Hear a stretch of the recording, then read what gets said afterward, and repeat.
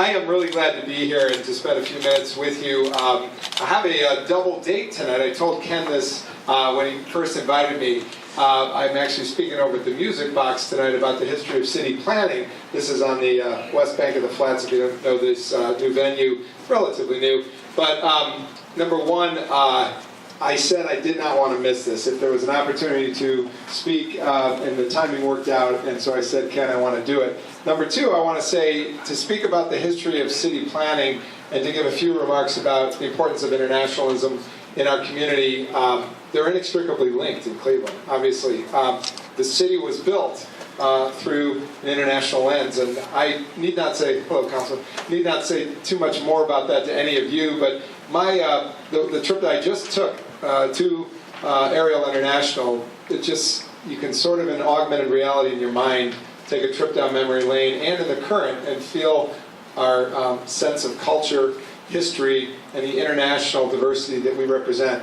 But where I come from in University Circle, I'll get back to that in a minute, is obviously a center of international activity here in Cleveland. But coming through the Cultural Gardens, which I'll get back to in a minute, again, it's an international experience. Turning down St. Clair, down the old streetcar corridor, and passing the Slovenian neighborhood, passing a healthy African-American neighborhood, passing what was once a Jewish neighborhood, sort of moving toward the Asian community as you head west, and turning here, you see it all in just a mile or two in Cleveland. It's really, really an exciting, just any trip you make on any given corridor of our city, you get the feel of who we are as a community.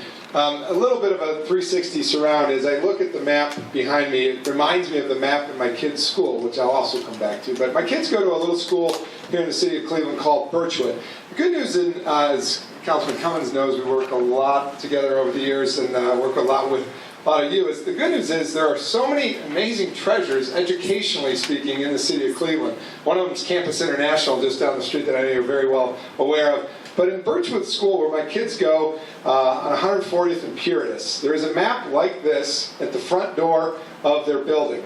And it's the very first thing you see. And it's a pin map where the students put their countries of their family's origins. And I'm proud to tell you that my kids go to a school, at a K-8 school in the city of Cleveland, where there are students from 30 different countries around the world. They are experiencing this. That is their experience today, and it's exciting when to be a parent of a student that's experiencing their kids looking at the world through the international lens that their fellow students bring to them. I want to also say, as I'm here, come back to Ariel International in a minute, but when I was a high school kid, I worked over on Payne Avenue in a copy shop, and it was actually my first sort of immersion in the city and really the sort of breadth and diversity of the city. I worked with persons that I really hadn't neighbored with before in the Latino community, in the African American community, in the Asian community. We were all together at a copy shop, working the front of the copy shop. But it was an immersion into a cultural experience that really, I thought, just impacted my life from day one in that job. But this area, as Ronayne knows, was kind of a somewhat fledgling industrial area that had its day. We called it the LADCO, Lakeside Area Development Corporation area of the St. Clair neighborhood, St. Clair Superior neighborhood. And there had been businesses that had come and gone, businesses like Cleveland Twist Drill just down the street, or MBI Products, a lot of names you know and don't know, but they came and went. And there was an era where it just fell into a place that needed some TLC. So to see what the glorious thing that has happened here through the blood, sweat, and tears of my friend Ronayne is just amazing. So I'd like to just give her a round of applause. It's part of the comeback. I'll go along on the 360 surround, but I want to say one more thing. I am, as was mentioned by Murat, I'm on the Port of Cleveland Board of Directors of the Port. It's a really cool thing, but it's very much internationally tied.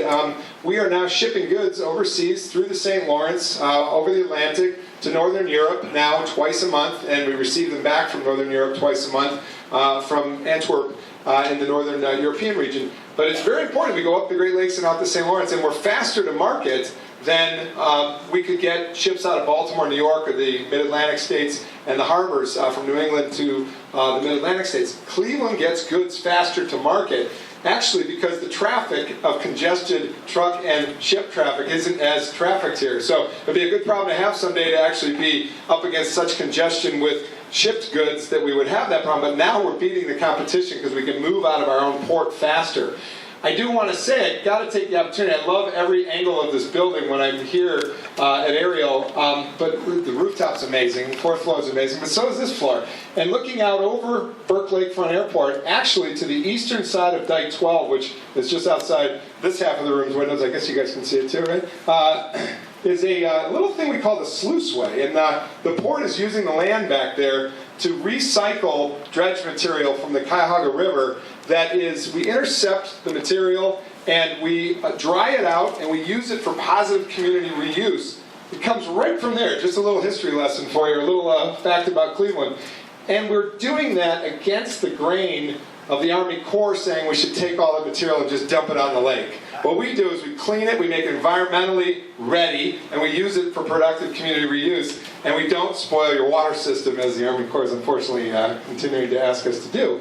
So I'm proud of that, right outside the window. Last thing I want to say, when I walk in here, and I know so many of you and hope to get to know all of you over the years, it's like a family reunion. I have to first say the very first person I've ever known in this room, at least, is Ferris. I used to visit his store, and he had a candy shop in my neighborhood. And it's good to see you back, Ferris. We've known each other for 40 years. I was a kid walking through his store. You're still running and gunning. You're great, Ferris. So it's like a family reunion. And then Dan gives me a photo that he took at a past event. We walk around. I was talking to Gia about our new school that's going to go in her space up in Gordon Square. Pierre asks, how's your family doing? It's always a family affair here. I see Renika, and we've been doing business together for a decade, and my friend Brian, we've been working together for 20 years at Citi. I'm just glad to be a part of this family. So thank you, Murat. I want to also say, of Ken Kovac, what a leader we have, and thoughts are with him. He is an amazing, amazing treasure for us in this town, and be thinking of him tonight and the questions that he's asked you that take up later.